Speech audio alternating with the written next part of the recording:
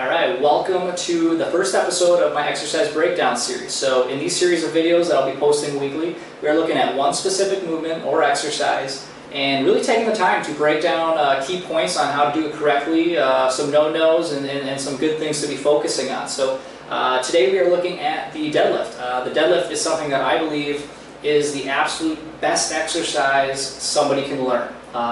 Reason for that, it is something we are doing literally since we are 2 years old.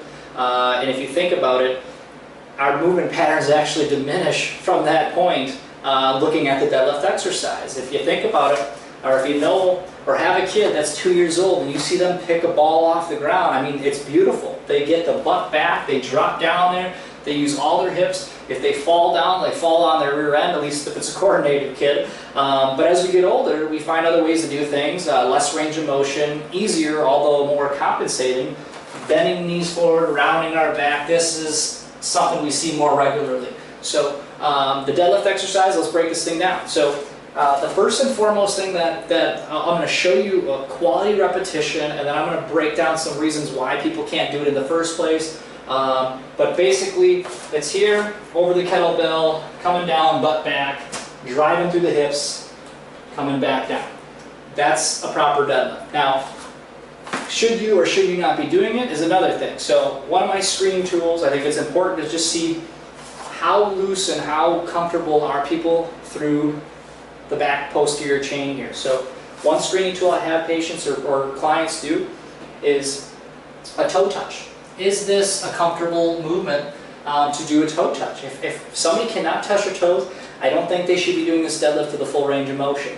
Maybe a portion of that, but if there is some stiffness on that back side where they are rounding their back or they are really fighting to bend forward, stiffness is a signal that you should probably not be doing that type of exercise. Now, definitely I would want people to work up to that. So whether that's opening up those hips, check out my hip mobility series. That's going to be a great tool to open up those hips, be able to do great exercises like the deadlift. So that's one of my screening tools. So get to a point where you can touch your toes and this is comfortable down here. My other tool that I like is an active straight leg raise.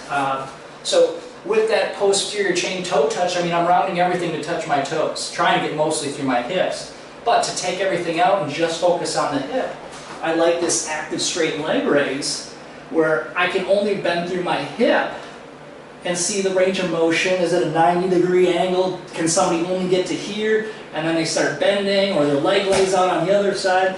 It gives me a good idea of what I can expect somebody to bend through their hips while performing a leg exercise. So, so let's take a look at how we go about this deadlift, knowing if we have good range of motion. So if somebody can touch their toes, if they have pretty good active straight leg raise, I'm going to feel pretty comfortable knowing that hopefully I can coach them to do a correct deadlift. So first and foremost, this is something I see done incorrectly often in the gym, is how people approach whether it's the barbell or a kettlebell. We see the kettlebell out in front. People stand, hey, it's in front, I'm going to lift it up and I'm going to do my deadlift. The downfall is with the weight out in front, you can get no leverage to drive through your hips to lift the weight off the ground. So if the weight's out in front of me, I have to come forward with my body. I can't drive my hips forward from this position. I have to use my back to pull the weight back to me. So if somebody's doing a deadlift and tapping the weight out in front of them here, that's a lot of load on the lower back right there. So I'm only going to demo two, so I don't put myself in that position. All right, here's the correct position. You get right over the top of this dang thing, right between the arches of the feet, and like that 2-year-old baby sitting that butt back, this is going to force you to have to get the butt back. So if I'm over the top of this thing, I can't come forward. I'm not going to be able to grab the weight. I'm going to have to load the hips going back. If you notice my torso, there's no give either way. I find that neutral spine. I lock this, hinge back with the butt. Kettlebell's there. Now I have the leverage to fire through with the hips. Completely different movement, although it's the same exercise. So tap it between the arches of the feet, drive through the hips. Now if you notice, my shoulders are also staying locked. So this is a complete body awareness type exercise. Can't let the shoulders go, can't let the core go, and I'm focused on hinging through the hips and driving through those hips. Nice foundation through my feet, Knees aren't collapsing in, knees aren't poking forward. It is a complete body movement, functional movement. This is something you're going to hopefully be doing the rest of your life correctly so you can save your back, your hips, and your knees. So once again, over the top of the kettlebell, butt going back, core and shoulders locked as well. Drive through the hips, right between those arches.